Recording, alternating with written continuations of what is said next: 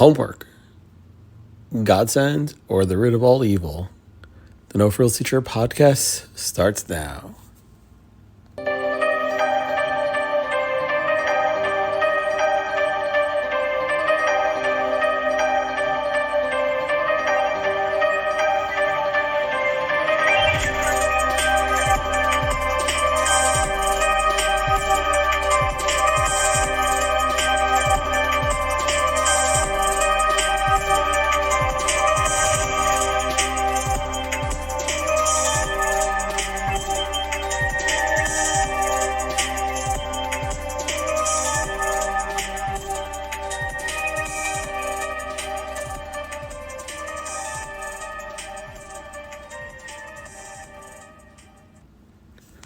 Hello, everyone. Welcome to episode 5 of the No-Frills Teacher podcast.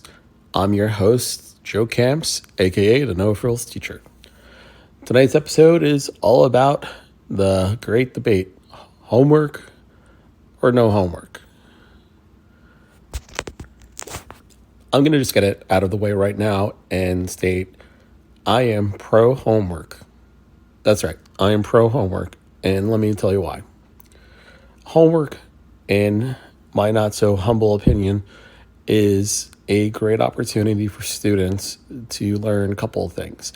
And the first thing is time management.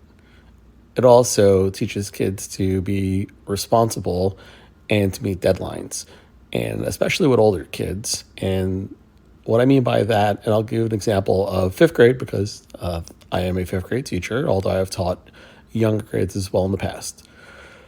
When I assign homework to my 5th grade students, I give them a deadline of when they need to have their homework turned in.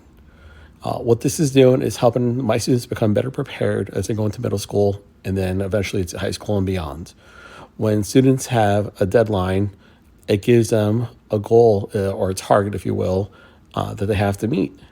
And that allows them to stay organized with their work and their assignments. Also, it teaches them responsibility, as well as any potential consequences of not meeting a deadline, which is something that, once again, in my opinion, is very important for a child to learn as they get older and eventually move on to middle school, high school, college, and then the workforce.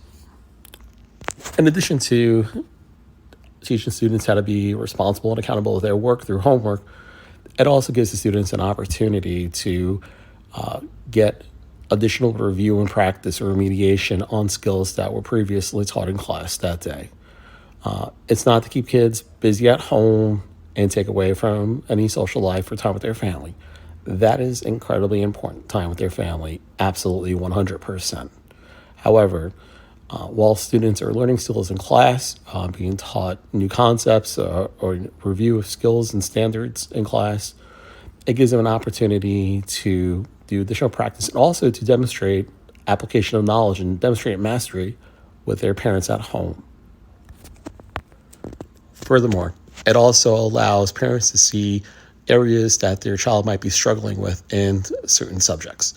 And that allows parents to be more of an active participant at times with their child's learning and then communication with their parents. Now, I definitely understand because I have been in a situation as a teacher where sometimes parents are working, 1-2 jobs overnight, and children, if they're old enough, are by themselves or taking care of elder siblings, or have older siblings taking care of, the younger siblings that have the homework, and perhaps they are not as familiar with the homework or follow-up, or, there are more important things, that are going on, then make sure homework is finished. I'm not discrediting that, not in the least. I believe that it is of the utmost importance that children are safe when they're home, and also that they are being supported by either family members, whether it be parents or siblings or grandparents, aunts, uncles, whomever. And sometimes they don't have the time to do homework. Perhaps there's more pressing things like, where's the next meal coming from for some of our students versus can I get my homework turned in on time? Not discrediting that. However, I do want to reiterate that meeting deadlines and having expectations and learning how to be accountable for work, in addition to additional review and practice of skills being taught in class, isn't going to go away anytime soon.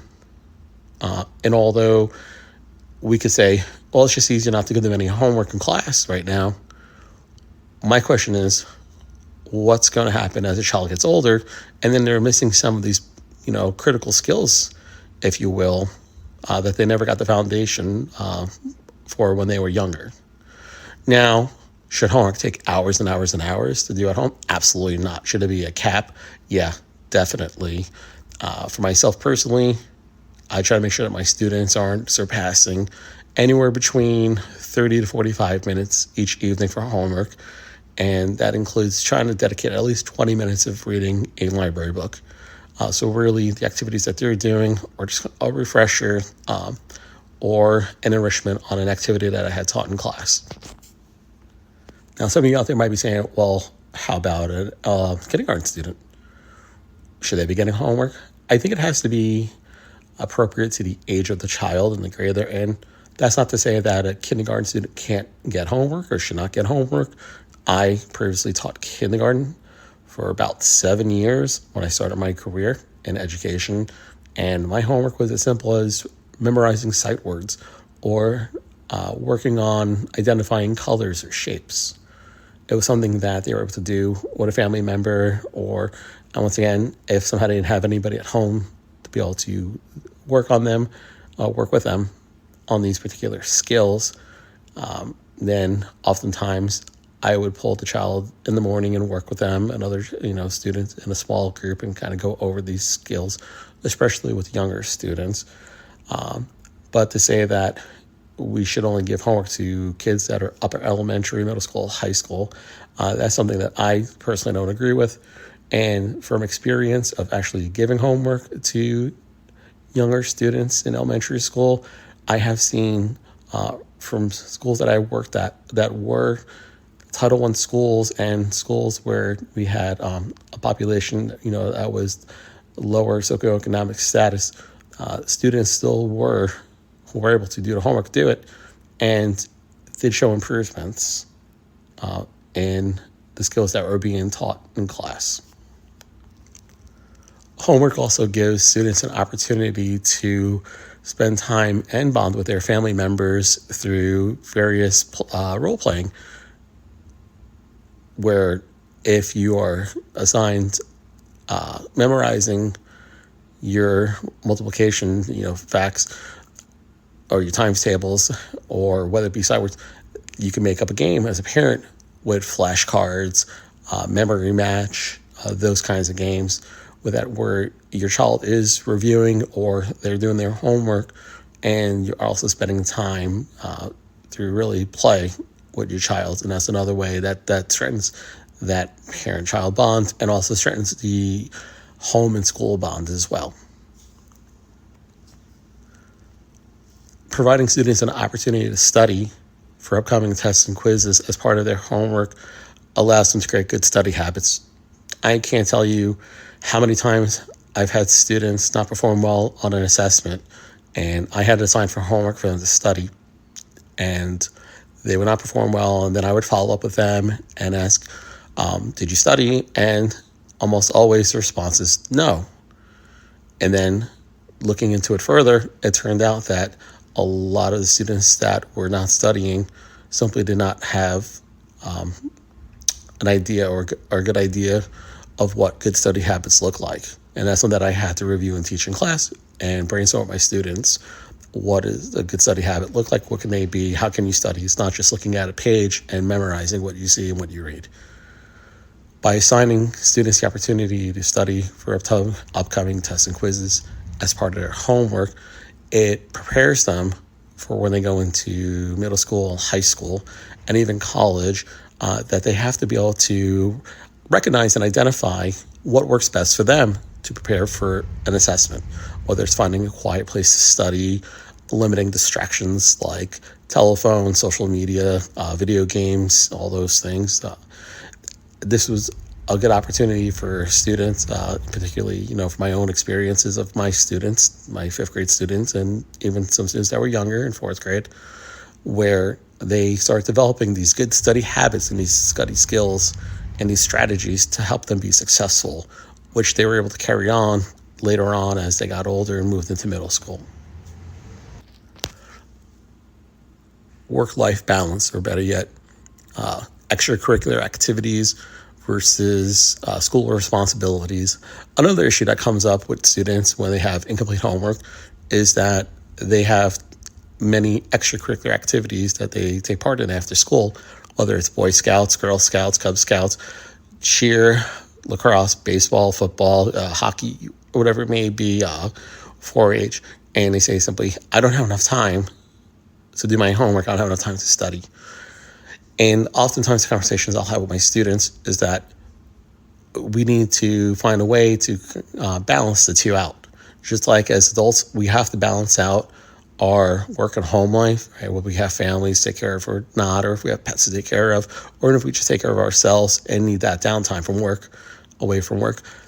It's important for students to learn, once again, in my opinion, at an earlier age, elementary school, how to balance responsibilities of schoolwork / homework and extracurricular activities, because if you give into one too much, then the other one's going to be left out, and vice versa. If you dedicate too much time to studying and schoolwork, you're not getting that balance that you need of also just being a child and having fun and being with your peers and your friends and your family. So by students learning how to balance the two, it helps them once again get these skills that are needed and necessary as they get older and they go further along in schooling and just in life in general. Homework is not punishment. Homework is not a gotcha. Homework is not meant for a student to feel inferior. Homework is not a punishment for parents. Homework is not meant to hold the parents accountable to ensure that they're checking up on their child. Over the course of my career, I've had parents reach out to me and say, my child is having a meltdown and they don't want to do homework. It's a struggle. They're upset. I'm not going to fight them and do the work, and they just didn't do it. And my response with that is that it's not my goal as a teacher to have your child receive or gain or get additional stress or anxiety over homework, especially to the point where they're so frustrated that they completely shut down. That's not the purpose of the homework. Once again, the purpose of the homework is to teach students review of skills, reinforcement, application of knowledge. It's to teach them about being responsible and accountable with their work. Also practicing and learning time management skills.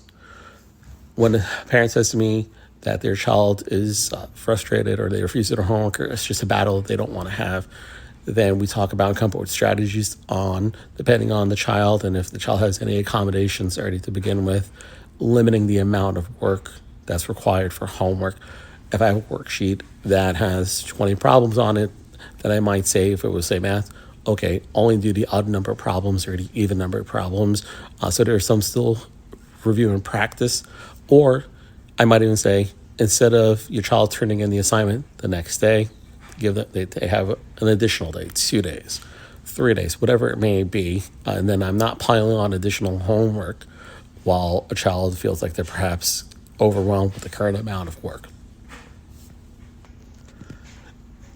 What's worse than a teacher giving too much homework is a teacher who gives homework and does not follow through and check the homework when it's returned back to school. And throughout my 18 years of teaching, I've encountered many colleagues who give homework or assign homework, but then they don't even check the homework. Then that becomes busy work, and that's pointless. You might as well not give homework to begin with. I've had students come to me and say, wow, you actually check homework or follow up or keep a checklist of assignments turned in, especially when there are deadlines and due dates. Absolutely, you bet you. Because if I'm not following up to make sure that the student's doing the work, first of all, a student could be doing all of the work incorrectly. And then what are they really gaining from that? It's just reinforcing the skills that they already don't know or are struggling with. And that's not going to help the student whatsoever. So there's no point in having a student continue to do something wrong. If I, as a teacher, don't check on their work to make sure that they're answering questions correctly, well, then I might as well not give the homework to begin with and then just remediate in school. Furthermore, when I give a grammar assignment or a reading assignment, I'm having the kids come over and I'm looking at their work, or I'm having them turn it in, in a tray or a basket. And then I'm taking my time and I'm looking through and I'm reviewing each child's homework, and I'm giving feedback so they know you're doing well with this. Great job. And I'm giving them that confidence. Or I'm also saying, hey, you need to go back and look at this. I caught, you got a couple of errors here. Let's think about this. Also, as a teacher, it allows me and it gives me a snapshot of where my students are at, what skills that are being taught in class. If I notice a trend where the majority of my students are getting something wrong on homework, well, then I need to revisit how I'm teaching that in class. If I'm a teacher that's giving homework and never checking it, students are wise and they catch on to that, and then they just don't care. Or they continue to do things wrong, and that doesn't help them. I realize many of you out there listening definitely have strong feelings about this particular topic, and half of you are going to be in agreement, and the other half are going to disagree and say, absolutely, under no circumstances should I give homework. It's an outdated practice, it's pointless, and you should be able to cover what you need to cover in class, and that be the end of it. And I say to that, I applaud you for your opinion, and I encourage you to share your thoughts on why in the comments you believe that students should not have homework, as well as those out there listening who are in agreement that homework is something that should be given to students. To please also leave your comments on some tips or some strategies that work well for you. Perhaps you can share with others, and those who disagree that homework should not be given out in the comments. I encourage you to state your reasons why or give your opinions, because you never know. You might be able to sway somebody. You might be able to persuade someone. Well, that's it for tonight for episode 5 of the No-Frills Teacher podcast. Hopefully I was able to shed some light and provide a little clarity on the age-old debate: homework, should it be given, or should teachers refrain from giving it out to students or assigning it to students? Once again, I'm your host, the No-Frills Teacher, Joe Camps. Have a good night.